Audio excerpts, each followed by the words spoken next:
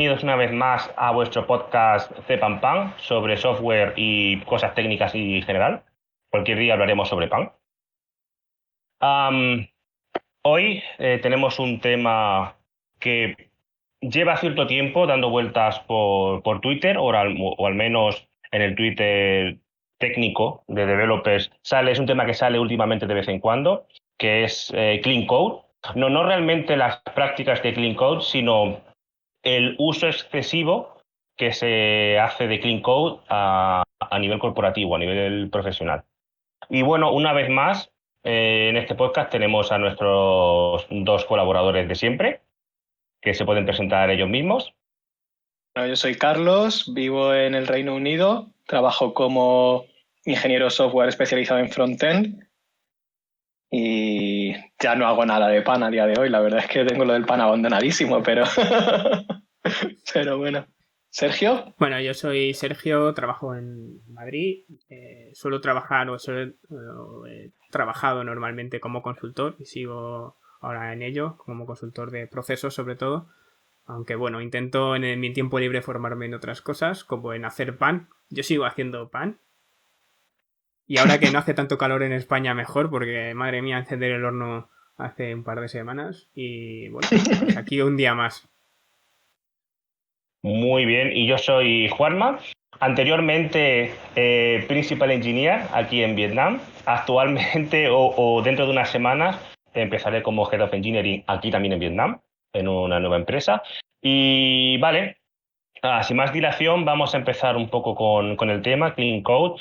Si os parece bien, si queréis, refrescamos un momentito los Sí, conceptos los principales principios. de Clean Code y si queréis los comentamos un poquito por encima cómo de útiles os parecen o si los habéis usado o los usáis o qué valoración les dais. En el primero, que creo que puede ser uno de los más usados, son los que más gracieta hace, es el de KISS, el de Keep It Simple Stupid, que se basa simplemente pues, en lo que el nombre dice. Intentar mantener las cosas que hagas lo más simple posible, porque bueno, como ya sabéis, cuanto más complejidad añadáis, de primeras, sobre todo si no es necesaria, más difícil luego es de mantener y de entender. Y bueno, no sé, Carlos, ¿tú esto lo usas a menudo? ¿No lo usas? ¿Qué te A parece? ver, yo sobre todo teniendo en cuenta que estoy especializado en frontend y que JavaScript es el pan mío de cada día, obviamente sí que hay que utilizar ese tipo de principios, o sea, si no, o sea, con JavaScript tienes la posibilidad de hacer código que sea bueno, los tiempos de jQuery, que hacías ahí tropecientas líneas, 300 líneas haciendo X llamadas recursivas y cosas así. Obviamente, si no mantienes este tipo de principios, no mantienes, por ejemplo, teniendo cierta modularidad, ese es el problema, en JavaScript la modularidad es completamente opcional. Y si no mantienes este tipo de principios y no mantienes módulos simples y cosas así, se pueden ir las cosas de las manos bastante rápido. Entonces, sí, desde luego que a día de hoy yo creo que en el mundo de JavaScript principios como Keep It Simple, Stupid y similares son bastante importantes. Entonces, sí, yo desde luego, por ejemplo, si me mandan algo y veo que no hay, ¿cómo sería en castellano? Single Responsibility Principle, principio de responsabilidad única.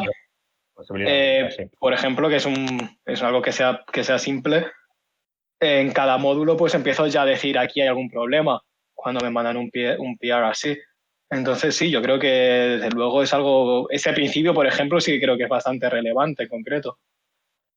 Sí, yo creo que también. Es algo que intento, ahora que estoy en un puesto un pelín más alto, que me toca un poco la formación también, la responsabilidad en la formación pues de la gente que va entrando nueva, y ir a proyectos con el remo, a ver qué se hace bien y qué no se está haciendo bien y por qué no están saliendo las cosas como deberían. Suelo intentar utilizar o inculcar que se utilice algo parecido. Ya no es el simple hecho de hacerlo modular y el hacerlo simple para que quien venga detrás lo pueda entender, sino todo el tema del debugging, todo el tema de cuando tiene un problema alguien que es muy nuevo, cuando se ha montado un archivo con 2000 líneas y quieren encontrar el problema y se está volviendo loquísimo, si en vez de hacerlo eso, lo único que hace es una especie de reducción al absurdo en el sentido, o quitarte todo lo accesorio para identificar el problema, yo creo que es muy, muy útil. si vas sabiendo dónde voy haciendo qué y por dónde pueden ir habiendo el problema, o ir viendo el problema.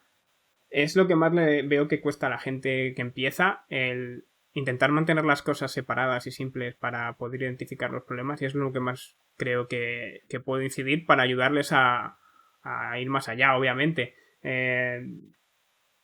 Luego también depende mucho de los proyectos, y también lo quería comentar más adelante, también depende un poco de los lenguajes de programación, sobre todo el tema de lo estricto que quieras ser, porque en JavaScript y en PHP he visto cosas que, madre mía. Pero eso es la cuestión es que precisamente algunos lenguajes te fuerzan a aplicar unos principios que si no te fuerzas tú en otros lenguajes, por ejemplo JavaScript, o si tienes herramientas, por ejemplo en JavaScript, yo a día de hoy nunca va a empezar un proyecto serio en JavaScript sin un linting apropiado en nuestro pipeline de CI/CD que enforce estos principios, que fuerce esos principios, perdón.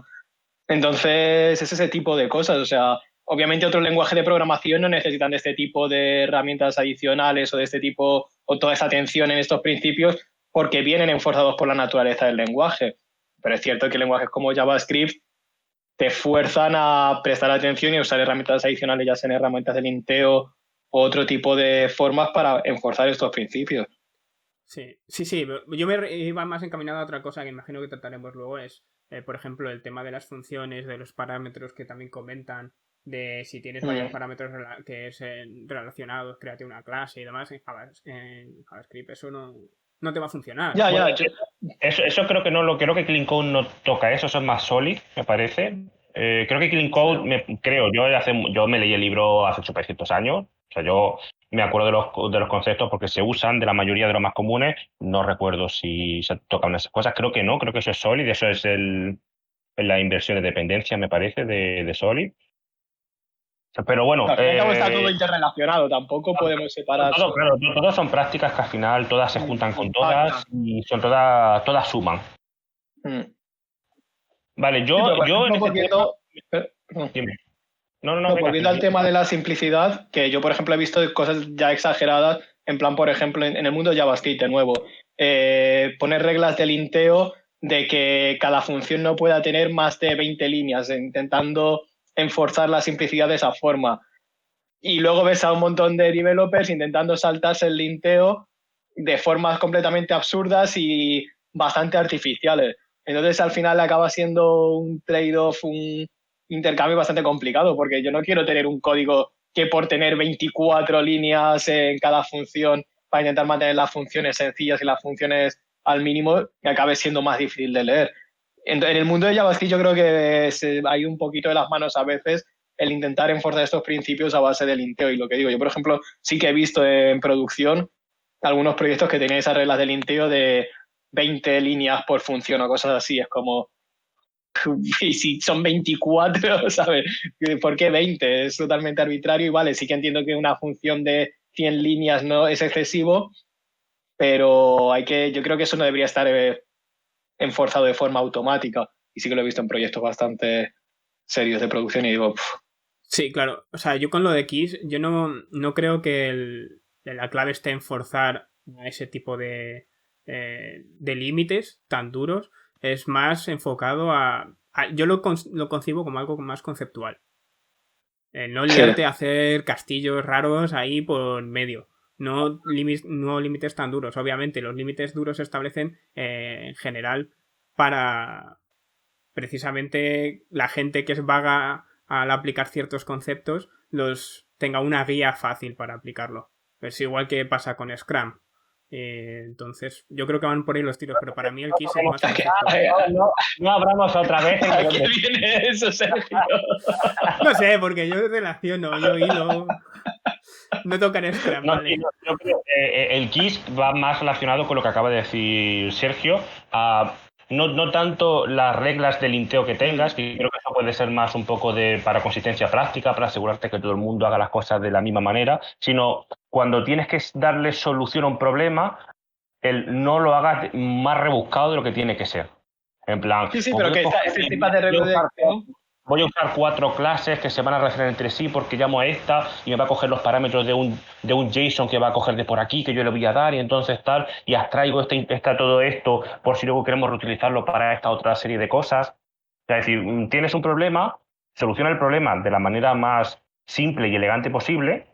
Como siempre decimos en estas cosas, que el código tiene que ser abierto para cambios.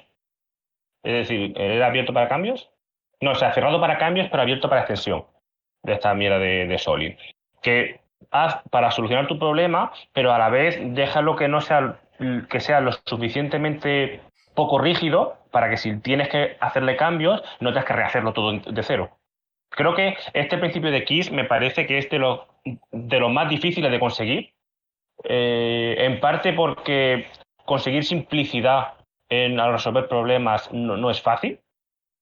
Requiere de que la gente, un perfil junior, es posible que te haga código fácil porque no sabe hacerlo de otra manera. Entonces va a ser un código que es sencillo de hacer o una solución sencilla, pero quizás demasiado rígida, en el sentido de que luego si hay que hacer algún cambio, puede que sea complicado de refactorizar o requiera mucha refactorización del código. Y luego ahí tienes la gente senior que ahí tienes perfiles que te podrían hacer una solución sencilla, que es fácilmente extendible y que funcionaría genial, pero luego tenemos la parte del ego en la que nos gusta sacarnos la polla y decir, mirad qué cosa montó tan guapa, que es súper abstracta y súper tal, que te permite hacer no sé cuántos millones más de cosas y esto es increíble.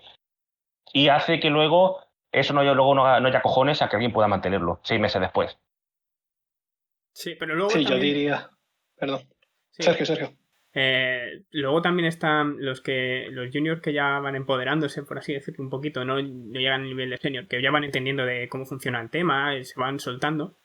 Que yo por lo menos la experiencia no solo aplica a juniors, pero yo lo he visto sobre todo con más juniors que seniors, que empiezan cuando se enfrentan ya a un problema un poco más complejo, empiezan a aplicar lo que ya conocen y a darle vueltas. A darle vueltas, a darle Sí. vueltas. Se van poniendo código, código, código encima de código. Y van haciendo monstruos gigantescos que son muy difíciles de mantener, de cambiar y directamente de seguir el hilo. Entonces ahí es donde yo creo donde más ganas cuando les metes un poco en el sendero de X. Intenta mantenerlo al mínimo, intenta simplificar lo máximo posible porque te vas a quitar posibles movidas de cara a futuro. Que las vas a tener seguro porque todo el mundo hacemos cosas que no terminan de funcionar o simplemente te va a cambiar un requisito.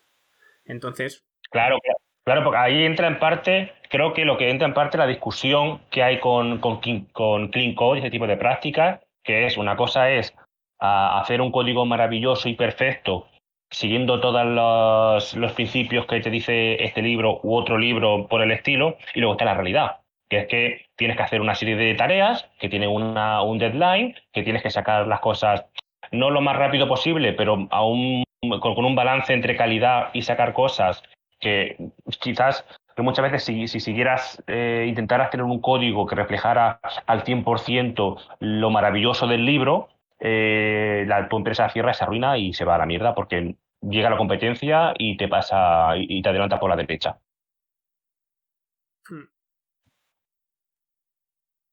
No sé si Vale, pues no sé si quieres añadir algo más de este principio o pasamos al siguiente.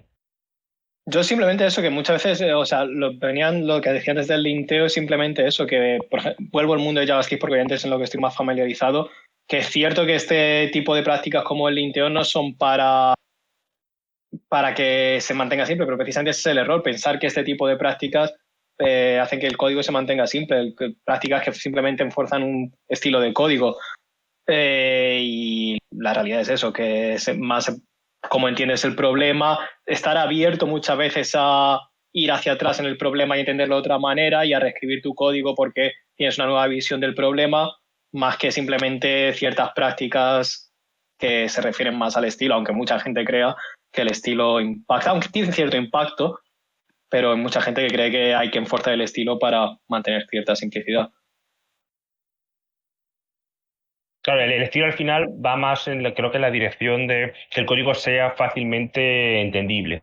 Si todo el mundo hace el código de la misma manera en un proyecto, pues obviamente tú cuando tengas que saltar a tocar una cosa con una parte del código con la que no estás familiarizado, hay cosas que como ya te van a sonar, sabes dónde buscar, te da pistas sobre dónde puede haber Sí, un sí. problema o sobre cómo extender la funcionalidad.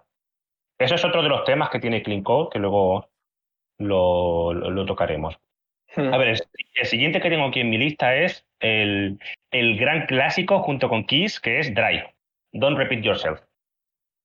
Lleva un poco con lo que hemos comentado antes de reusabilidad de código y, bueno, pues el típico copy-paste de toda la vida de tengo esta clase que ya funciona, tengo que hacer otra con un pequeño cambio, pues bueno, copio y pego este fichero y hago los cambios y bueno, pues ya está. Hecho, ticket hecho, siguiente. Yo creo que con este principio es muy importante darle tiempo. Hay mucha gente que se anticipa a las cosas que van a repetir y empiezan a identificar patrones antes de tiempo. Y yo creo que es muy importante darle un poco de tiempo. A mí me ha pasado personalmente muchas veces que he dicho, esto seguro que es un patrón que vamos a repetir y empezar a abstraer demasiado haciendo código que luego va a ser menos legible y más difícil de mantener. Y luego en realidad no repite ese patrón tan a menudo y simplemente si le das algo de tiempo y te das cuenta de que ese patrón... Y al contrario, o sea, muchas veces te piensas que algo no se va a repetir tanto y luego es un patrón que estás reutilizando todo el tiempo. Entonces simplemente eso, dale tiempo, no te anticipes a añadir complejidad para intentar abstraer cosas pensando que sabes repetir, se va a repetir si no lo sabes realmente. Simplemente porque tienes la intuición, que muchas veces nos falla la intuición, pero es eso. Vuelvo a lo de antes, o sea, y no te preocupes en equivocarte y refactorizar, que al fin y al cabo es lo que vas a hacer el 80% del tiempo como programador. Sí, Pero Sí, sí. sí. yo ahí Este creo... principio se mezcla, perdona un momentillo, Nada. hago un apunte. Este principio se mezcla un poquito con el siguiente que luego vamos a hablar, que es You Ain't Gonna Need It, el Jackney, que básicamente es un poco eso, es decir, no te adelantes a cosas que realmente no te hacen falta. Yo recuerdo, voy a contar una anécdota de mi primer trabajo por cuenta ajena, haciendo Ruby. Trabajaba para un banco y un gran banco de Españita.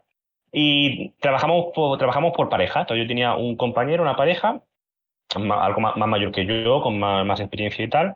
Y hubo una cosa que me dijo una vez que se me grabó a fuego y siempre la suelo repetir. Que bueno, pues yo en aquella época, pues yo esto del clean code y todo ese tipo de cosas, pues me sonaba así un poco de oídas y tal, pero bueno, yo al final quería hacer las cosas, quería lucirme y hacer las cosas en plan como me daba la gana. Y yo era pues muy de empezar sí, como ha dicho Carlos, de identificar patrones, sí, esto tiene pinta de que va a pasar más veces, entonces voy a hacer tal y después voy a hacer esto otro, y entonces ya para el futuro ya tenemos esto. Y este tío me dijo, Juanma, no apagues fuegos que todavía no han empezado. Y tenía, en ese momento, esa frase me marcó mucho y tenía más razón que un santo y aprendí eso y es una cosa que sí que intento repetir mucho a la gente, sobre todo a la gente que no que esté empezando, pero bueno, que tiene algo menos de experiencia e intenta un poco prever el futuro de lo que va a pasar y es como, no te rayes, esto es lo que hay ahora, cuando venga ese problema, entonces lo atajamos. Pero por ahora, si no hace falta eso, no te calientes la cabeza. Ya vendrá, sabemos que vendrá. Seguramente tienes razón y acabará viniendo, pero cuando venga ya estaremos preparados para atajarlo. Sí, yo estoy de acuerdo con eso. De hecho, hay una regla que hace ya muchos años que la aplico. No es tanto relacionado con lo que tú comentas, que eso también, algo muy parecido me llegaron a decir a mí. Y también lo tengo bastante en mente. Pero es otra regla que es la regla de tres. Si te toca repetir 3 veces un código, más o menos, es cuando tienes que pensar, oye, pues a lo mejor tendría que hacerlo de otra manera para no tener que repetir 3 veces lo mismo. Es lo que suelo yo decir a la gente que empieza. Para que sepan cuándo no repetir. Eso es una regla muy sencilla al final. No, porque hay veces que cuando hablas de este tipo de reglas, uno de los mayores problemas que puede tener los libros el libro de Clean Code o de otros libros que te van marcando este tipo de cómo hacer las cosas es que son muy abstractos o le pueden parecer abstractos a la gente o no ven la aplicación a la gente que está empezando. Por eso no lo leen. Uno de los mayores problemas de estos libros que aparte de para darte reglas de cómo programar libros de cientos de páginas, pues pierdes el interés, el gancho, porque no ves la aplicación. Entonces, una de las maneras más fáciles es decirlo. Tú tienes que repetir, copiar y pegar lo mismo 3 veces. Entonces es que lo tienes que rehacer para que con una te valga. Y lo puedas reutilizar. O sea, es más simple que eso, más simple que ese mensaje no lo puedo dar. Entonces, normalmente es lo que yo hago es, tú hazlo, y si ves que lo tienes que copiar y pegar o repetir varias veces, 3 veces, si son 2 con ciertas variaciones, pues de momento no te preocupes. No te voy a liar más porque tenemos que sacarlo en algún momento. Pero si ya llega una tercera, replantéatelo porque lo mismo tienes que sacarlo, hacer una función, 2, lo que sea, y hacerlo reutilizable para N casos. Pero antes no te molestes. Es más o menos la norma que yo suelo aplicar en este sentido. De momento me ha funcionado bastante bien. Y llevo muchos años con ella y predicando con ella. Entonces, bueno, no sé, nadie se me ha quejado.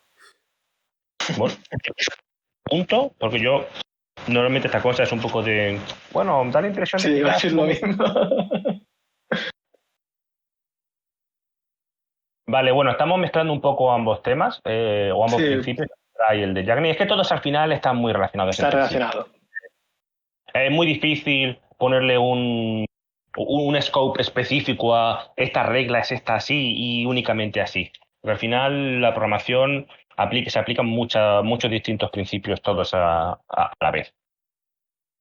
Vale, sobre el tema, por ejemplo, ya último apunte sobre Drive, última pregunta que os voy a hacer sobre Drive y pasamos al siguiente. ¿Qué técnicas usáis vosotros normalmente para hacer Drive? ¿O cuáles son las que más os gustan? A ver, obviamente en el caso de JavaScript a día de hoy es seguir un enfoque más funcional que otra cosa. Yo creo que a día de hoy, si en el mundillo de JavaScript, si no empiezas a extraer en funciones correctamente todo y seguir ese enfoque funcional, te vas a acabar perdido porque es muy fácil en JavaScript empezar a copiar y pegar código y empezar a seguir otro tipo de enfoques de no identificar correctamente cuáles son las funciones que tienes que identificar y seguir simplemente. Por ejemplo, hubo mucha tentación en su día de empezar a seguir un enfoque más orientado a objetos y clases, que para mí me parece bastante desacertado en el mundo. Y si quieres hacer cosas así, empiezas acabas repitiendo comportamientos, porque en realidad JavaScript no es un lenguaje orientado a clases, bueno, basado en objetos, pero no es orientado a clase. Entonces empiezas a intentar abstraer comportamientos en clases y luego te das cuenta que no funcionas, acabas copiando y pegando. Entonces, obviamente, yo creo que a día de hoy hay mucho valor en JavaScript en el enfoque funcional que está siguiendo la mayoría de gente en este lenguaje y en este mundillo. Entonces, yo creo que es realmente una de las formas más acertadas en JavaScript para evitar repetir tu código, el hacer en funciones, el tener funciones que sean útiles y que identifiquen de forma acertada lo que esas funciones realizan.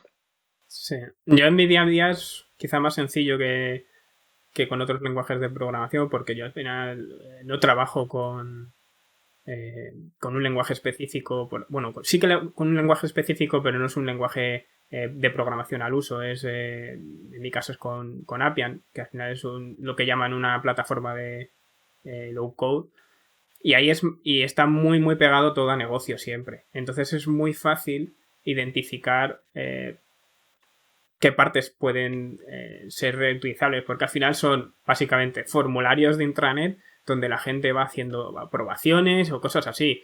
Entonces lo que tienen son las típicas reglas de comprobación de introducción de datos de los formularios y reglas de negocio, de cálculos de negocio. Entonces, según está estructurado, Appian se estructuran objetos, lo que se llaman objetos, que serían los ficheros de toda la vida, y ahí ya tiene su especie de pseudocódigo o código raro.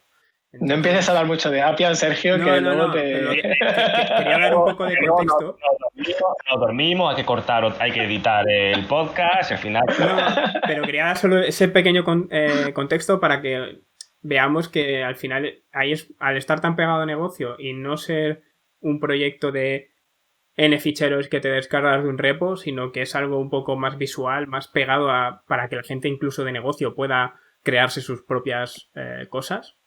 No es gente tan técnica, es mucho más fácil ver cómo separar ese código, esas funciones de negocio más pegadas a negocio. Entonces, en mi caso es mucho más sencillo que a lo mejor en JavaScript o que cualquier otro lenguaje de programación, cómo explicar eso. Y al final es el acercamiento, yo creo, más correcto, porque ¿Cómo explicas tú a gente nueva que entra que hacen reglas que son puramente técnicas en algo que es totalmente pegado a negocio? Pues no puedes. No es tan sencillo. Esa entrada, ese shock que se van a llevar de inicio va a ser más complicado. Entonces, básicamente es muy fácil. Es un flujo de trabajo donde tienes, por cada cosa que tenga que hacer, cada comprobación o cálculo que tengas que hacer, un objeto nuevo fin. No tienes nada más. Estupendo, no he entendido nada. Pasamos al siguiente tema. Joder, tampoco era No, tan bueno, difícil, ¿no? no lo sé. Puede decirte que cada vez que escucho la palabra Appian, como mi cerebro hace ¡pum! Estoy viendo, ¿sabes como lo de los Simpsons que tiene el hombre así con lo del mono en los monos? Pip, pip, pip, pip, así más o menos. Joder, y lo peor de todo es que tú lo haces con PHP, que no es mucho mejor. Es que... Bueno, yo tocar, yo no toco nada. Intento no tocar nada. Vendes humo. Bueno, yo sí, en mi trabajo, gran parte, vender humo, no solo vender el humo de otra gente, sino vender mi propio humo. Al final, aquí que más programas soy yo, ¿eh? Bueno, yo últimamente, desde que me he quedado sin trabajo, estoy programando bastante más de lo que solía programar. Y me he dado cuenta de lo oxidado que estaba programando. Bueno, que estoy aún.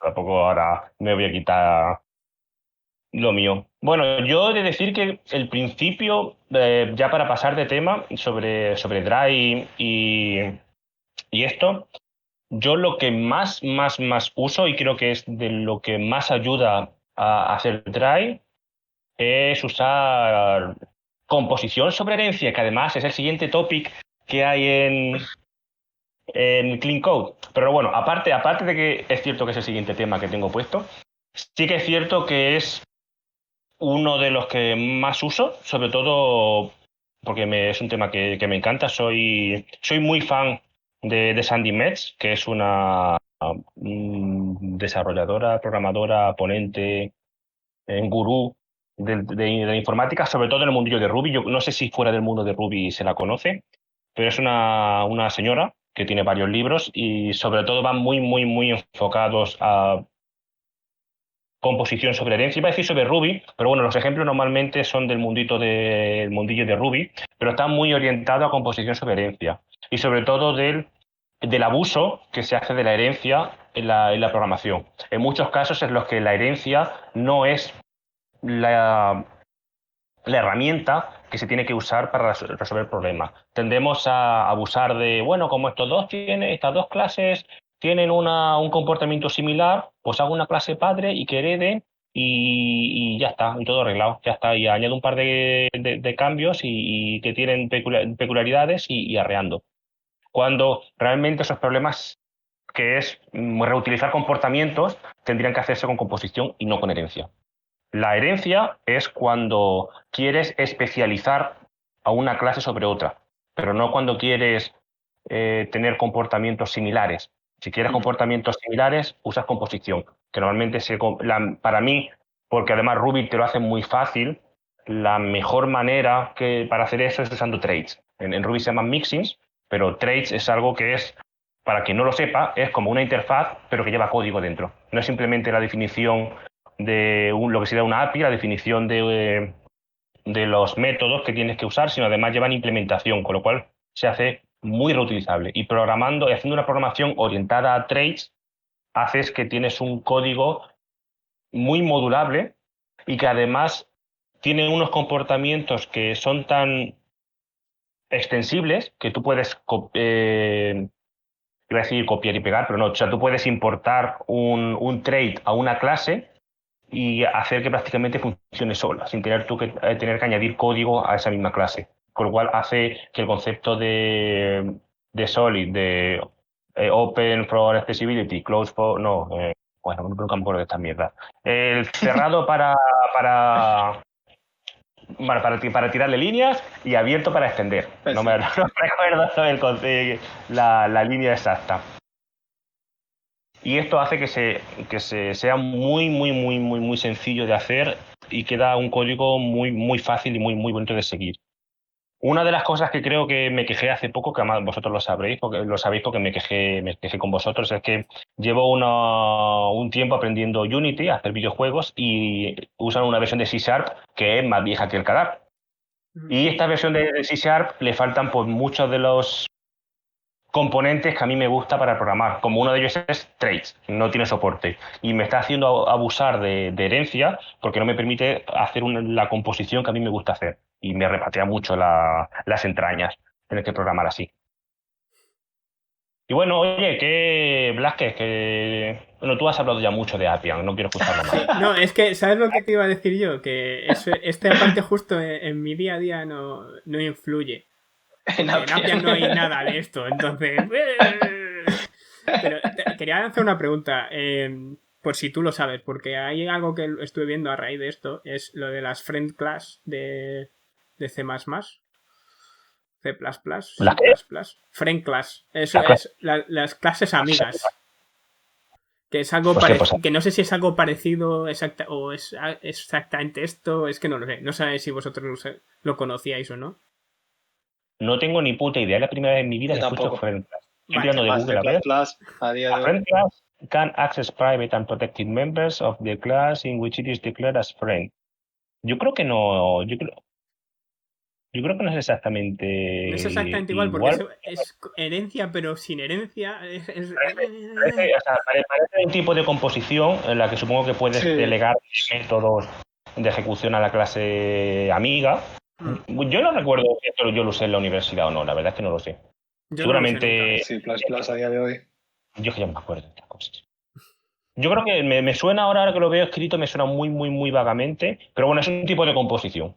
Eso sí, no es un trait per se, porque el trait es directamente tú importas el trait y ya la lógica es como que, al menos en Ruby, como funciona es que se inyecta el código dentro de la clase, con lo cual tú no tienes ni que delegar métodos. O sea, no tienes que decir el típico de, bueno, delego este método a esta relación, que eso cuando es un framework con ORM es más sencillo de poder decir, esta clase pues tiene muchos de esta otra, que equivale con entidades y tal, y puedes delegar ejecución de métodos, pero esta directamente se inyecta el código dentro de la clase, y se abre la clase, se inyecta el código, y es como si el código los hubieras escrito tú, copiado y pegado, solo que está en otro fichero distinto. Entonces no estoy seguro si es lo mismo. Parece que no, es un tipo de composición, pero parece que no es exactamente el mismo principio. Aunque es un buen principio. Me parece una buena solución para hacer, no que decir, me parece una buena solución para hacer composición y quitarte tanta mierda de herencia. A ver, yo creo que también en cierto modo uno de los problemas con herencia es que yo creo que el paradigma orientado a objetos está un poco sobrevendido a día de hoy, un poco sobreestimado. Y cuando pensamos en programación orientada a objetos, pensamos en herencia. Yo al menos siempre pienso en programación orientada a objetos, que acabo pensando en Bueno, herencia más que en... te enseñan, cuando te explican la programación Sí, orientada a sí, objetos, siempre te explican que tienes un tigre y tienes un león, y entonces pues tienes una son gatos, que se son felinos. o tienes un coche que tiene ruedas, que tiene no sé cuánto, o a mí Sí. yo recuerdo creo que en la universidad me lo enseñaron con instrumentos, en plan, tienes una flauta y tienes una guitarra y pertenecen a la clase de padre de instrumentos, pero a su vez puede ser, estos son de la parte de instrumentos de viento y estos de cuerda. Sí, a ver, y Y te van volviendo al poniendo un mundillo árbol genealógico de todos los instrumentos del mundo. Volviendo al mundillo JavaScript, recuerdo cuando se puso el Syntactic Sugar de class y mucha gente empezó a pensar en JavaScript en ese tipo de conceptos. Yo creo que no he visto una sola vez herencia de clase bien utilizada en esos términos de JavaScript, porque JavaScript tiene clases, aunque no sean realmente clases, y sea simplemente azúcar sintáctico, sugar syntax.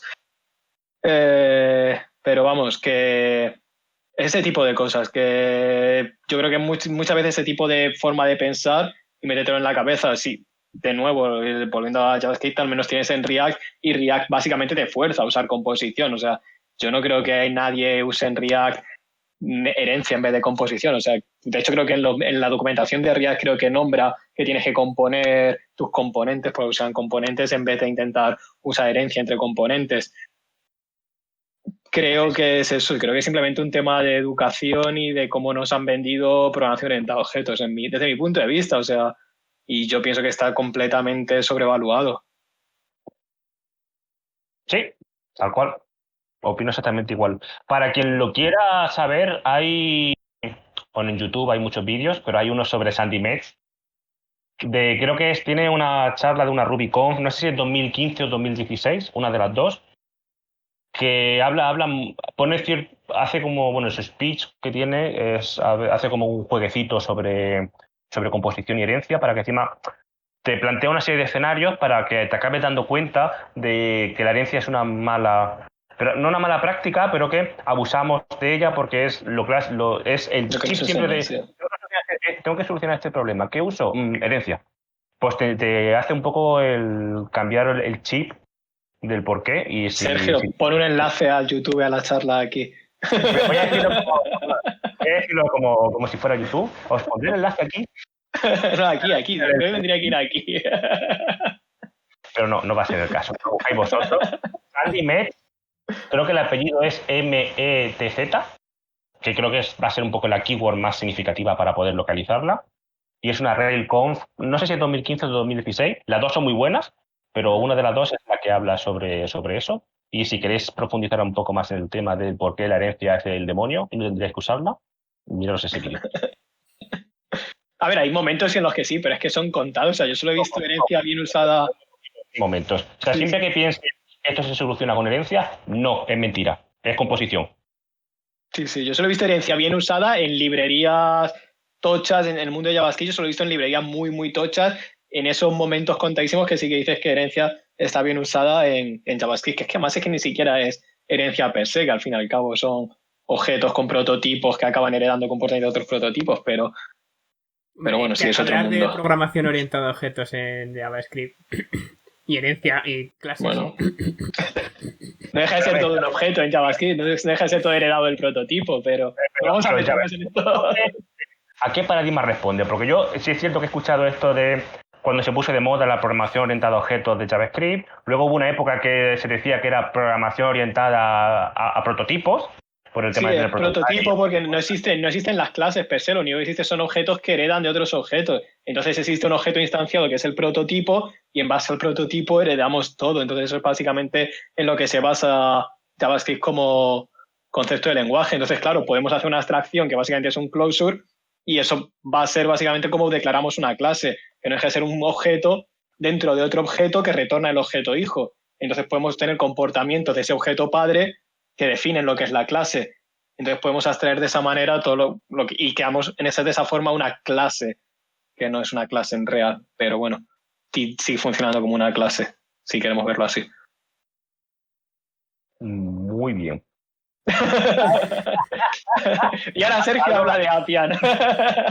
No, no hay nada de eso. O sea que... Tengo un botón para mutearlo. Bueno, siguiente topic. Hay dos que son los dos últimos que quedan, son muy parecidos, creo, pero vamos a tratarlos un poco por separado, aunque creo que van a acabar uniéndose, que es facilidad para o favorecer la readability, ¿cómo se traduciría? No es la lectura. Legibilidad. Legibilidad. O qué palabras más largas y complejas. En andaluz lo abreviamos seguro.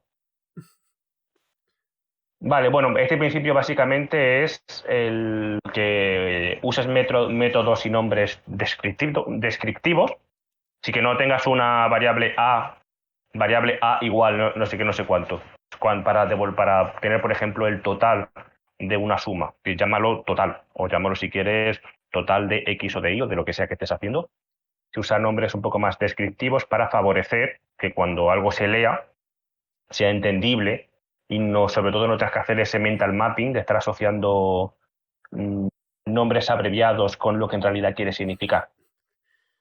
Sí, eso para mí es básico y es lógico. También te digo, es que no tengo la... Si encuentro la captura de pantalla, la pongo en el vídeo si lo llego a subir a YouTube, porque un día me encontré, y mira que es absurdo porque, bueno, no necesitas en Appian en ningún momento, ya voy a volver a hablar de Appian otra vez, declararte locales, digo, variables arriba, en el principio del fichero, que es lo que te enseñan también con C++ en la universidad y no sé qué. Hacerse uno necesitaba 15 variables, ¿vale? Y se hizo local bueno, variable A, variable AA, variable AAA, variable AAA, así hasta 15. Y hice una especie de pirámide y dije, no, me están troleando. Pues no te están troleando. Eso es de un proyecto real, en producción. Oye, ahora que comentas lo de declarar las variables arriba, porque te enseñan en la universidad, ¿qué os parece a vosotros los sociópatas que las ponen al final de todo? No lo he visto, nunca lo he visto, la verdad. Nunca lo he visto. Que cogen el bloque entero de todas las variables, lo pone al final del fichero, porque eso me lo explicaron creo que en la universidad. Dependiendo del lenguaje, algunos lenguajes hacen hoisting, entonces van a traer las variables, las declaraciones al principio. Una vez. Sí, bueno, hoy día ya no sé si a alguno le pasa eso, pero creo que era un tema, al menos cuando a mí me lo explicaron, creo, con C o con C++, era por un tema de performance. Parece ser que si las pones al final, por cómo el compilador lee las cosas, hago así porque es magia brujería, por cómo hace cosas y lee, como que si las tienes al final es más eficiente o es más rápido o tiene mejor performance. Pero no hagáis eso, sociópatas, soy unos psicópatas si hacéis eso. Yo nunca lo he visto en el mundo real. Vamos a ver un poco de qué va el tema, de qué va la clase. A ver, yo en ese punto lo suelo declarar al principio del contexto donde lo voy a usar. O sea, en el contexto donde lo voy a usar. No ni hago todas arriba, ni hago todas abajo, ni hago cosas raras. O sea, es que he visto cosas muy raras. He visto cosas muy raras y no me terminan de convencer. Pero bueno. Luego, es de estos que como te lo va poniendo por mitad del código, van apareciendo cosas, variables y tal, te tienes una hora buscando mierdas. A ver, yo algo, por ejemplo, que a mí me pasa es cuando... De hecho, por ejemplo, en mi actual puesto yo tengo que hacer a veces aprobar PRs de PHP sin tener yo mucha idea del estado del PHP a día de hoy, pero para mí cualquier lenguaje de programación y cualquier código que me mande yo tengo que ser capaz de leerlo. O sea, yo no tengo por qué estar intentando averiguar qué significa. O sea, todos los PRs que me mandan de PHP son bastante legibles. Si yo soy capaz de, sin tener mucha idea de PHP, saber lo que ese código tiene que hacer y más o menos hacer sentido, incluso sin leer documentación y sin leer test asociados. También espero a día de hoy tener test asociados si tiene sentido tener que testear ese código, si tiene lógica al fin y al cabo. Entonces yo creo que a día de hoy la legibilidad se basa en dos cosas. O sea, básicamente que el código esté bien escrito, tener variables que tengan sentido y demás, o sea, nombrar las funciones con verbos, etcétera, etcétera, todo este tipo de cosas que deberían ser más o menos estándares a día de hoy. Y además yo creo que también habría que incidir bastante en el tema de test, que creo que cada día de hoy ya está bastante estandarizado, pero yo no puedo, si me das un código que realmente no sé ni qué pretende hacer, por mucho que esté bien escrito, si no tiene un test asociado, como la lógica sea mínimamente compleja, yo no sé qué pretendes hacer. Volviendo de nuevo, o sea, por ejemplo, con un lenguaje que yo no entienda, como la lógica se empieza a complicar un poquillo, si no me has puesto un test, si me pones un test asociado, obviamente sé lo que quieres hacer, entonces sé dónde quieres llegar y si hay una descripción en lenguaje natural, sé lo que tengo que estar más o menos esperando, incluso si no entiendo, no tengo ni idea de ese lenguaje de programación. Entonces, para mí la legibilidad del código a día de hoy ayuda un poquillo el tener test asociados, aparte obviamente de tener cierta racionalidad como no poner variables al final del código. ¿Y qué me decís de la indentación inversa? Que también lo he leído bastante por Twitter últimamente. Pero eso era coña, ¿no? Yo eso no era... Pues no leas eso Twitter, Sergio. Pues... No te creas todo lo que hay en Twitter. Bueno, voy a decir que esto de la indentación inversa lo pasé así un poco de coña por los grupos que tengo pues con la empresa que estoy haciendo un poco de outsourcing y tal. Y a mi jefe le pareció que la indentación inversa que le gustó, en plan que quería usarla. Le dije, cierra la boca, la gran puta. Eso en la vida se va a usar. No tiene sentido usar esa mierda. Hombre, en cierto modo creo que está bien porque te fuerza a reducir al máximo la complejidad ciclomática, porque al final cuanto más Sí, ya lo lees. Cuanto más anidamiento tengas, más te va empujando el código que tú quieres leer, que es el método de la función y la declaración de variables, y como está a tomar por culo, pues es como, hostia, voy a empezar a reducir cosas que esto llega un momento que no se puede seguir. A lo mejor puede que te fuerce un poco a eso y puedas decir, bueno, para evitar... Ya se está autoconvenciendo. No, nunca. Eso es malo. Nada. Oye, pues mira, estamos abriendo dos melones que me interesan mucho, que deberíamos de apuntarlo para otras sesiones, que es ¿Cuál era? Ah, sí, del por qué los test son una mierda. No hagáis test unitarios. Son el SIDA. Madre mía, empieza fuerte. Luego. Si nos metemos ahí ya vamos a otro podcast, Sí, no, eso quiere decir que lo apuntamos para el siguiente tema. Daré explicaciones de por qué los test unitarios no valen para nada y luego que te hacen es perder el tiempo. Aunque yo he de decir que los hago un poco porque no me fío de mí mismo ni de mi código y quiero tener un poco de seguridad en ciertas cosas, pero el hacer test unitarios tampoco te asegura que tu código funcione.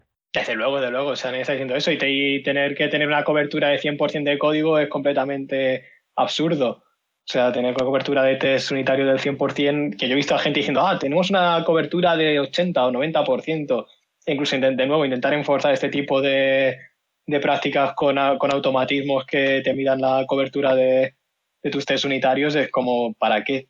Pero sí que es cierto que vuelvo a lo de antes, o sea, yo no estoy hablando de que los test unitarios te vayan a hacer un código que sea perfecto y que no vaya a fallar, pues entonces si fallas, por ejemplo, la premisa en el test ya estás fallando desde el principio, pero a mí sí que me ayuda a la hora de a la hora de leer un PR, el tener un test unitario al lado que me diga, oye, con esta pieza de código no me ayuda tanto el test automático, que obviamente eso ayuda a la pipeline, pero a mí me ayuda la descripción del test, me ayuda, oye, estoy esperando que esta pieza de código que estoy testeando haga esto. Entonces, en el momento que estoy leyendo en lenguaje natural lo que el programador estaba pensando a la hora de escribir el código, ahí me ayuda a ponerme en ese tipo de...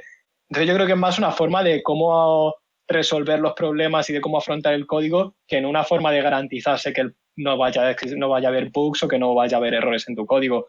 Pero para entender eso también puedes poner comentarios en las funciones. Ya, pero ¿para qué poner comentarios cuando puedes poner un test unitario? Yo es que para mí el código en sí no debería tener comentarios. El código en sí debería ser autodescriptivo y luego tener un test unitario que, quieras que no, ya te está forzando a pensar, por ejemplo, el que el código sea testable no es tan importante desde el punto de vista de que hayas pensado, es desde el punto de vista de que estás escribiendo buen código. Un buen código tiene que ser testable. Entonces, si estás escribiendo un código que esté estable, ya te está forzando a pensar de una forma adecuada sobre ese problema. Volvemos al principio. Mantener un problema simple te va a ayudar a que ese código sea testable. Yo creo Entonces, un código simple va a ser más fácil de testear. Entonces, no es tanto el tema. El TDD lo podemos dejar o cosas así para otro. Sí, lo podemos dejar para vamos a liar. Para otro podcast. Pues lo ha abierto Juanma, el melón este. Porque yo también tengo cosas que me gustaría apuntar ahí. La apuntaba para otro podcast, el tema de los test. Además, un tema... Claro, pero si dices que estás en contra completamente y empiezas a echar ahí... En contra no, pero creo que la gente, al igual que pasa con el clean code, se flipa demasiado con los test unitarios. Sí, desde luego. Al final aporta muy poco valor. O sea, yo creo que test de integración o end-to-end test te dan bastante más seguridad de lo que estás haciendo, no estás rompiendo nada, que un test unitario que mides o te doy un 5 y me devuelves un 8. Que bueno, eso es otro tema. Y el otro melón que me guardo para... Pero no puedes abrirlo y luego cerrarlo. Que viene. Porque coges el melón, das su opinión y luego lo cierras y ven para otro. Claro, hay que crear expectación. Es el cliffhanger para la siguiente temporada, para el siguiente capítulo. El siguiente melón, todo viene de los comentarios de Carlos, realmente. Que eres con el tema de los nombres descriptivos y usar verbos para los métodos y tal, que es las API, las API REST, un poco. La mierda de API REST que se hacen hoy día por culpa de frameworks MVC como Rails, que al final lo que te están haciendo es una API HTTP para manipular la base de datos. Para cambiar al final acabamos haciendo APIs para cambiar una columna de una row o para crear cosas en una base de datos. Aquí Oye, que si tú versus claro, lo que iba a decir. CRUD API versus lo que tendría que ser de verdad una REST API, que la gente ha malinterpretado mucho el concepto del orientado a recursos. Eso es como dicen algunos frontenders, que el backend se ha convertido en CRUD overrated, básicamente, en CRUD con... sí, sobrevalorada. Sí. Porque muchos backenders se hacen CRUD de lo que sea, tomar por culo. Claro.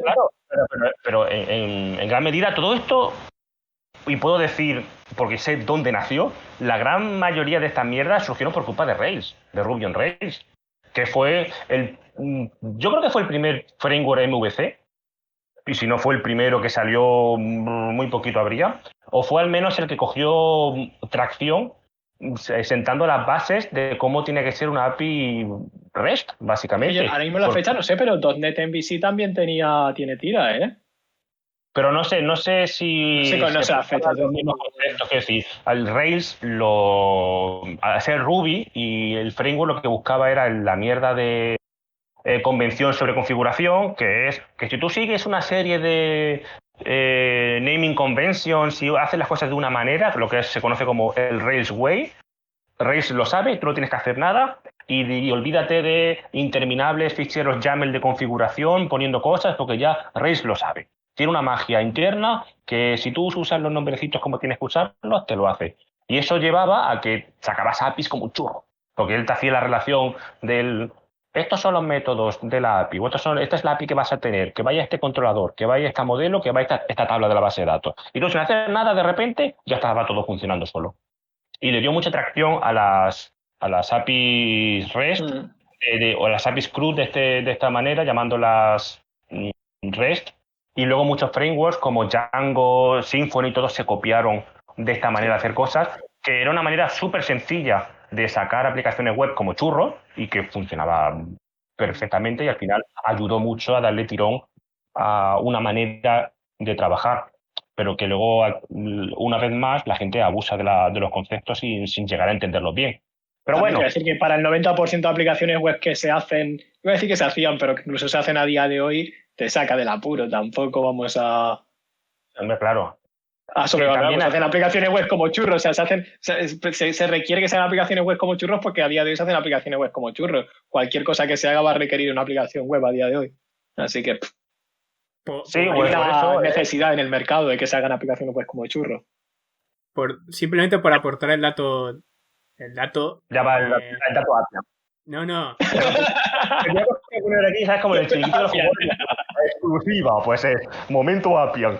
No, lo que iba a decir es que Ruby on Rails, por lo que dice Wikipedia, empezó en 2004, Django en 2005 y MVC de .NET en 2009, ¿vale? Solo por aportar el dato. Sí. Gracias, Sara. Sí, bueno, yo digo que si no fue el primero, fue al menos el que más bombo pilló. Porque era el que era súper sencillo de sacar APIs ahí, pum, sin hacer nada. Que es uno de los beneficios que tiene Rails, el prototipeado rápido, porque como él solo se apaña con todo sin que tú tengas que estar declarando infinidad de clases y de relaciones y de historias, pues creo que le pasó a Rails, le pasó un poco lo que le pasó a jQuery y a Twitter Bootstrap, que en su momento ayudó mucho a propagar, a hacer cosas web y a coger tracción, pero al final se acabó convirtiendo en un poco las malas prácticas de cómo hacer cosas. Sí, estoy completamente de acuerdo de que en el backend y en el frontend es básicamente eso. En el frontend jQuery y en el backend Rails de que se hacían cosas a churros ahí y al final cogieron mala fama. Bueno, por ejemplo, en el caso de jQuery sí que es cierto que no puedes hacer nada decente porque no... Solo os digo que el popularizar el tema web, desarrollo web, empezó de la mano de PHP. Solo dejo eso ahí. Y esto estamos hablando también es cierto, de principios de los 2000. De la web con un poco de gracia. Un dato que me dieron el otro día por Twitter cuando hice una broma sobre PHP, que es el 85% del internet está hecho en PHP. No ríais. Y 2 billones de devices corren Java. ¿Cómo es eso? No sé si habéis visto el meme de 2 billones. Pero, por ejemplo, ¿cuándo fue JSP? JSP yo creo que es anterior a PHP. Me vuelvo a equivocar probablemente, pero yo creo que JSP tiene más tiempo que PHP. Suena que el tema... Bueno, no lo sé, a lo mejor de misma. Sergio, tú que tienes la Wikipedia ya abierta, dinos, ¿no? Pues yo recuerdo que en la universidad... ya estaba PHP dando por ahí por culo y ya había webs de PHP con PHP Nuke y este tipo de cosas, que no era un framework per se, era pues una librería que ponías y te hacía 4 historias, que soltabas ahí en el Apache. Y yo creo que servlets y ese tipo de cosas de Java creo que ya también estaban ahí. Pero ese tipo de tecnología a mí me parece que ya... Claro, que yo ya era joven en aquellas, entonces no sé qué decir que iba antes. Si JSP, PHP... No sé. Y seguramente al Basic, con todo ese tipo de cosas Pero creo que con PHP cogió tracción porque era muy sencillito hacer páginas web. Y con Rails cogió tracción el usar API REST. Creo que fue el que le dio, fue el pionero, al igual que hemos dicho de jQuery y Bootstrap, fueron los pioneros en darle tirón a hacer la web de una forma distinta o más bonita en aquella época. Lo que pasa es que ahora ya lastran el haber sido pioneros y haber querido hacer las cosas de una manera. Rails en el fondo no está mal visto. Esto creo que es más queja mía, porque yo soy un poco más nazi con esto de las APIs CRUD y tal. Y Rails lo que pasa es que tiene el nicho de Ruby, que es un nicho que, pues, que lo programan 4 gatos. O sea, somos 4 gatos. Comparado con otros lenguajes, somos 4 gatos los que lo hacemos. Y la putada, sobre todo, que tiene Ruby es que fuera de Rails no tiene vida. Nadie hace nada en Ruby si no es con Rails porque no hay nada más. Sí, no, por ejemplo, como Python, que exacto, y justo es lo mismo. Que en Python tienes que si en Data Science, que si en Web, que si en cualquier lado tienes Python a día de hoy. Porque Python es bonito. Y bueno. Por cierto, muy bueno. Que Carlos quería el dato. PHP fue creado en el 94, aunque la primera release creo que fue en el 95, y JSP en el 99, por Sun Microsystem. O sea, PHP iba antes. Ya digo, probablemente me equivocaba. Pero si es que yo en aquella, ¿sabes? Yo en aquella tenía 14 años. No. Pero es que yo me acuerdo porque con PHP yo empecé a hacer alguna cosilla cuando tendría 15, 16 años. Entonces... Sí, a ver. Y todo el mundo ya estaba con el boom de PHP, por eso lo comentaba. Al final parece una tontería, pero ahí está, sigue vivo y por lo menos ha evolucionado. Otros no han evolucionado tanto. Claro, pero ya había cosas web antes que a PHP, por eso, bueno, hasta cierto punto, pero ya había la web y ya había... Y claro, Java ya estaba ahí, entonces no sé hasta en qué momento Java empezó a incorporar JSP y tal, pero sí que es cierto que si fue PHP antes, no sabía exactamente las fechas de ambas cosas. Pero sí que es cierto que había servidores corriendo en Java antes de que existiera PHP, claro, probablemente. C también, o sea, no... Sí, desde luego. Al final la web se creó muchísimos años antes, entonces... Bueno. Sí, pero yo los primeros proyectos en los que me involucré creo que fue... Había un proyecto, un videojuego web que se llamaba La Leyenda del Dragón, que eso fue de lo primero que me involucré y eso, yo sería un chaval, mira, 12, 13, 14 años era PHP. Entonces sí que ya tiene trayectoria, imagínate. Ni puta idea que era eso. No sé, si lo sabía yo y los otros 4 que estábamos ahí. Cosas muy freaks de rol de Carlos. Sí, era como un juego de rol web. Claro, ahora que comentamos eso, me acuerdo de los jueguecitos, estos rollos O-Game, de estos que eran web, de que te castías. Era de ese rollo. O-Game era, La Leyenda del Dragón era como un O-Game, pero en vez de O-Game era de fantasía. Ya me acuerdo. Creo que lo intenté hacer uno una vez, me parece, pero...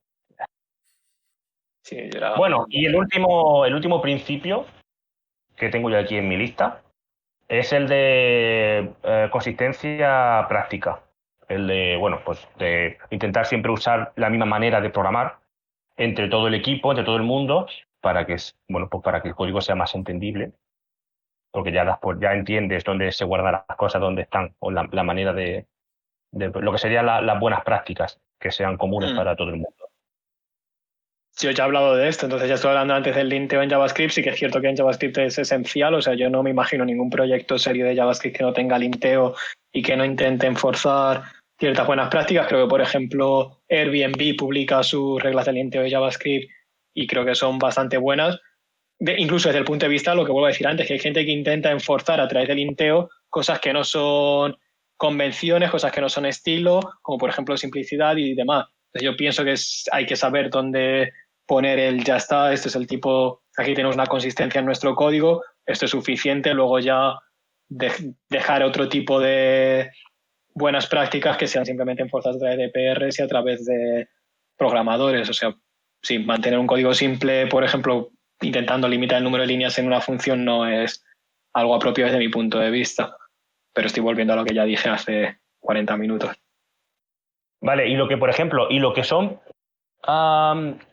aplicar, o sea, claro, hablamos de lint, pero podemos hablar también de cosas que pueden ser un poco más conceptuales.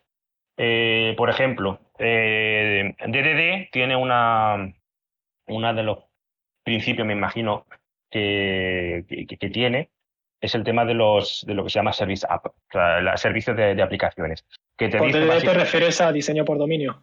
Sí. Vale. Una de las cosas por las que aboga es que en lugar de abusar de crear modelos para interactuar con tu lógica de negocio. Por ejemplo, si tienes una clase order, clase pedido, en lugar de cuando quieras hacer persistir una order, hacer new order con las cosas que vayas a pasarle, lo que te dice es que uses servicios que uses servicios, que tengas una clase que sea create order service a la que le dé los parámetros, y en esa clase es donde tú metes la lógica de negocio de cómo hay que crear ese objeto y qué clase de cosas tienes que ir haciendo. Porque una de las cosas que esto pasa en Rails pasa mucho es que acabas añadiendo este concepto de Slim Controller, Flat Controller, Fat Model, que es intentar tener los controladores lo más pequeñitos Sí, posible y cargar la lógica al modelo. bueno, Al final, ¿qué pasa? Que acabas teniendo un modelo que además de ser muy grande, tienes cierta lógica que normalmente, como es interdependiente con otros modelos, acabarás poniendo callbacks. Oye, antes de guardar este modelo, asegúrate que este valor es tal, o asegúrate que también guardas ese otro modelo o actualizas este dato en tal sitio.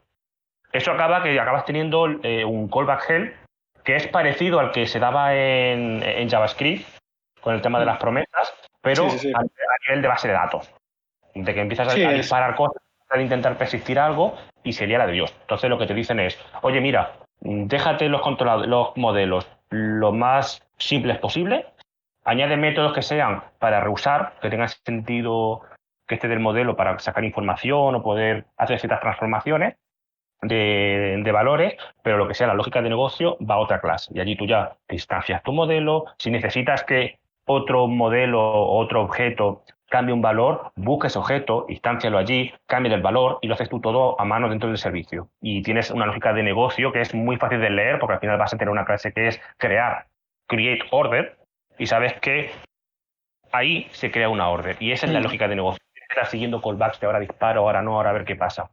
Y además hace que sea todo.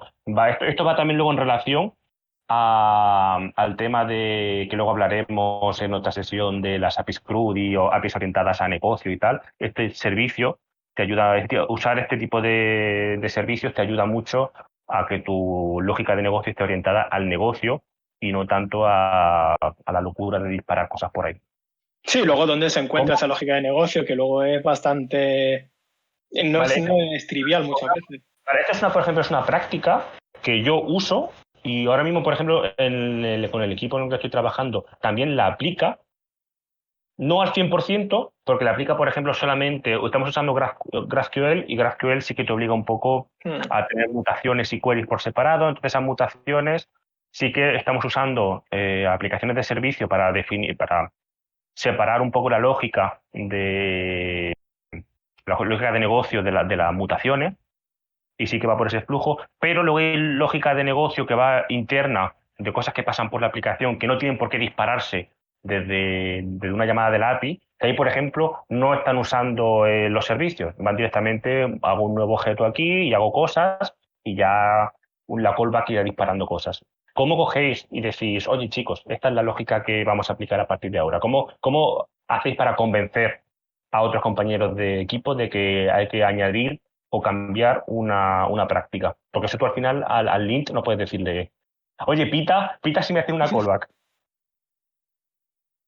A ver, luego importa, o sea, yo no diría cómo lo convence, yo diría muchas veces también importa convencer en este tipo de cosas, porque muchas veces son bastante opinionadas, entonces a día de hoy es como, yo muchas veces, o sea, me he visto teniendo discusiones sobre, yo qué sé, sobre, yo qué sé, lógica de negocio que vive en Sprox, lógica de negocio que vive en el frontend, lógica de negocio que vive en donde sea, y tener discusiones que al final son de 2 horas sobre cierta lógica de negocio, sobre con 200 argumentos, ninguno de ellos porque necesariamente erróneos, sobre por qué esa lógica de negocio tendría que vivir en un sitio o en otro, y al final es como me merece la pena perder este tiempo cuando al final a lo mejor ambos puntos de vista son válidos, y al fin y al cabo estar moviendo lógica de negocios como estar moviendo complejidad de un sitio para otro y todos los argumentos son al fin y al cabo válidos. Yo me he visto en situaciones así, de tener conversaciones así, es como no me merece al final la pena tener este tipo de discusiones cuando ambos estamos teniendo conversaciones completamente válidas y argumentos completamente válidos. No digo que sea tú el caso que estás exponiendo, porque tampoco conozco las peculiaridades de cada caso, pero yo sí que me he visto en situaciones así de En este caso es un poco más manía mía. Es decir, ya que estamos usando esta manera de programar, trabajar. hacer un poco más orientada a dominio y tal, pues esto es una buena práctica que te dicen, pues oye, intentar impulsar un poco el que trabajen de esta manera como a modo de un crecimiento. Claro, pero dentro de esas prácticas hay que entender vale, si una práctica es opinionada y estamos aceptando esa opinión como válida y la hemos incorporado en nuestro equipo como una práctica de nuestro equipo, entonces todo el mundo tenemos que estar de acuerdo con esa opinión, tenemos que estar de acuerdo con esta práctica. En el momento que todo el equipo está on board, pues entonces sí, obviamente. ¿Perdón? Claro, sí, digo que hay que convencerlos, por eso digo que hay ciertas prácticas que, como tú dices, no son opinionadas, es decir, no es una verdad absoluta. Diga, no, chicos, esto hay que hacerlo de esta manera, porque es que es la única manera que hay. El resto que estáis haciendo es mierda. Entonces, claro, es un poco más opinionada. Por ejemplo, hombre, con Solid hay menos discusión porque está más aceptado que hay que hacer las cosas de esta manera porque es mejor. Y es cierto que es mejor. Pero todo el tema ahora mismo de DDD o ahora que se está poniendo muy de moda el Event Modeling, que es como una versión como más avanzada de DDD, en la que se miden los eventos en lugar de dominio. Sí, claro, pero por ejemplo yo diría que en DDD sí que hay patrones que son fáciles de identificar, como por ejemplo el no tener, ¿cómo se llama? La Big Pile of Mood, o como se llama en DDD, que el no tener así un montón de servicios que no tienen ningún tipo de... Pues por ejemplo eso sí que es fácil de identificar y eso sí que es una arquitectura, pero eso yo sí que diría que es un principio de DDD bastante fácil de identificar como algo que está mal hecho. O sea, yo miles de proyectos me he encontrado ahí 200 servicios servicios que son completamente redundantes y cosas así, que no hay ningún tipo de perspectiva de dominio. Entonces, obviamente sí que eso va en contra de los principios de per se y digamos, lo que aporta a nuestro mundillo. Pero luego ya, claro, si te empiezas a meter mucho en DDD, luego ya hay cosas que son bastante opinionadas y con eso y con cualquier otro paradigma o marco de trabajo, entonces ya cuando te empiezas a meter mucho en cualquier cosa, ya encuentras ahí donde está la opinión, que suele estar bastante ya dentro del marco de trabajo, entonces ya es bastante, o sea, vale, vamos a trabajar 100% dentro de este marco y aceptamos las opiniones de este marco de trabajo como nuestra forma de trabajar porque nos viene bien. Y una vez ya está aceptado eso, digo, oye, estamos trabajando fuera de este marco de trabajo y esto que estáis haciendo está fuera de lo que hemos aceptado como positivo dentro de nuestro marco de trabajo. Entonces ya es ese tipo de establecer ese marco y estar todos dentro del on-board, todos en el mismo barco y todos estar de acuerdo y de esa forma no crear ese tipo de tensiones en el equipo. Yo, y por la experiencia que tengo, hay que ir con mucho cuidado porque hay una parte importante de no imponer, sino razonar por qué quieres hacer las cosas de tal manera, porque si no eso te va a generar conflictos casi seguro.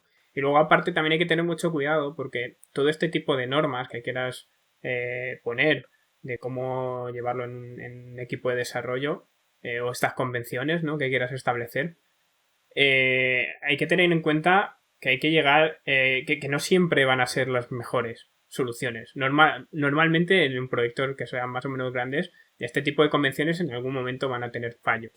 Van a tener momentos en los que no son la mejor la idea o no es la mejor idea de aplicarlos, ¿no? Entonces hay que tener mucho cuidado y saber cómo explicar o cómo transmitir ese mensaje. Porque es que en cuanto empieces a tener problemas de que te cuestionen las convenciones a mitad de proyecto, ahí se te puede complicar. Entonces yo ahí suelo ir con mucho cuidado. Muy poquito a poco. Claro, yo por poner un ejemplo completamente distinto, en un proyecto que estoy trabajando ahora, o sea, tengo frontend, mundo JavaScript, todos los test unitarios están sentando en la arquitectura, en el sistema de archivos, pues, o sea, tienen una carpeta de test y una carpeta de source. La carpeta de test copia la carpeta de source y tienen todos los test unitarios. Ahí yo, por ejemplo, prefiero tener los test unitarios dentro de source y que cada unidad tenga sentado a su lado el test unitario. Es algo completamente opinionado. Desde mi punto de vista, yo tengo los argumentos de por qué a mí me parece positivo, simplemente porque, por ejemplo, si copio una unidad y su carpeta, me llevo todos los tests, porque me fuerza un poquito a pensar en los tests, pues yo considero importante, al contrario que Juanma, que no los considera tan importantes. Pero bueno, dentro de ese punto de vista, y las personas que pusieron este proyecto en marcha y lo pusieron en una carpeta al lado de test, copiando la imagen, también tienen sus argumentos. ¿Me merece la pena estar discutiendo durante 1 hora o 2 horas sobre algo que yo sé que es completamente opinionado y sé que es algo porque yo lo prefiero porque tengo mi opinión y sé que no es algo necesariamente estándar o necesariamente, pues yo en mi opinión no me merece la pena. Puedo trabajar perfectamente con los test estando en otro lado. Como este ejemplo, 200.000 prácticas, que al fin y al cabo es a base de tener un entendimiento, tener una conversación y saber medir un poco, oye, ¿me va a costar en mi trabajo del día a día esta práctica un montón de tiempo? ¿Me va a costar más el tener la discusión que el tiempo que voy a invertir en intentar alcanzar un acuerdo? Entonces, a base de medir ese tipo de interacciones. Bueno, sí, claro. Luego al final es el balance un poco de cuánto quieres calentarte la cabeza con un tema. Sí. Sí, pero como eso todos los estándares. Pero sí que es cierto que lo que tú decías antes, Juanma, que una vez te comprometes a una forma de trabajo y te comprometes a un tal y esa forma de trabajo adopta ciertos estándares, pues oye, ya que esa forma de trabajo adopta esos estándares, mejor seguirlo, porque están ahí por una razón. Sí, sí. Sí, sí, sí, sí, sí, sí. Pero, a ver, pensé que, como tú has dicho, te doy la razón. Bueno, yo creo que podemos, salvo que queráis añadir, de hecho, ahora hacemos una pequeña última ronda para añadir un pequeño one-liner o una conclusión de toda esta discusión, pero yo creo que podríamos ir finalizando por aquí el tema del podcast. No sé cuánto tiempo llevamos. ¿Alguien controla aquí el tiempo? 1 hora y 10 minutos más o menos. Sí. Sí. Perfecto. Lo que había calculado. Vale, una última conclusión. Sergio. Yo sobre... Bueno, Perdón, si Sergio quiere empezar. ya se lleva mucho sin hablar el pobre. Ya, como no le vemos, claro, vosotros cuando se vea el podcast, se verá con la foto, con el vídeo La cara de Sergio. Pero nosotros en Discord no lo estamos viendo porque nos ha dado la gana de ponerlo. Pero estáis viendo a Goku, joder. Estamos viendo a Goku todo el rato. Entonces, hay momentos que no sé si está o no está, si ha ido por ahí. Sí que estoy. Nada, yo pensaba que al principio íbamos a venir aquí a muerte a criticar el libro de Clean Code. Y así que mi conclusión final es: no puedes meterlo a gente nueva de primeras, todas las normas, porque no las van a aplicar. Entonces, creo que hay que ser muy paciente y ser un poco, hacer ese ejercicio de profesor, si es con gente nueva. Si es con gente que ya tiene experiencia, no, hay que mantener unas normas. Hay que mantener unas normas para que un proyecto mínimamente grande pueda ser abarcable, no haya nadie que sea imprescindible y puedas tener éxito al final. Creo que esa es mi conclusión. Es normas sí, pero con cuidado. Bueno, sí, yo... Más bien, vale, me ha gustado eso que has dicho de normas, porque el problema con Clean Code, que es de lo que viene esta discusión, es que no son normas, son principios. No es exactamente, no es la misma palabra, ni no tiene la misma rigidez ambas palabras. Y hay que interpretarlos como lo que son principios, no una norma que haya que seguir siempre en cada momento de tu vida. Yo lo que diría es que ya hablamos hemos hablado de metodologías ágiles y uno de los principios de las metodologías ágiles es personas sobre procesos, al fin y al cabo. Entonces, si nuestro proceso es aplicar determinados principios, tener en cuenta que sí, que obviamente hay que seguir ese proceso de aplicar esos principios, pero las personas deben ir antes de esos procesos, tener en cuenta que por qué esos procesos están ahí, por qué estamos aplicando esos principios, tener conversaciones con los desarrolladores implicados y con todos los stakeholders, y al fin y al cabo no forzar de sobremanera, y creo que al fin y al cabo lo que venía diciendo Sergio, esos principios anteponiéndolos sobre las personas. Entonces, seguir al fin y al cabo una metodología ágil nos llevaría a esto, a que, vale, tenemos nuestros principios, los aplicamos, pero no ponemos a los principios por encima de las personas siempre están por encima de los procesos. Entonces, creo que básicamente lo que quería decir Sergio, y yo creo que si trabajamos una metodología ágil, podemos tener este tipo de principios, pero no los anteponemos a las personas.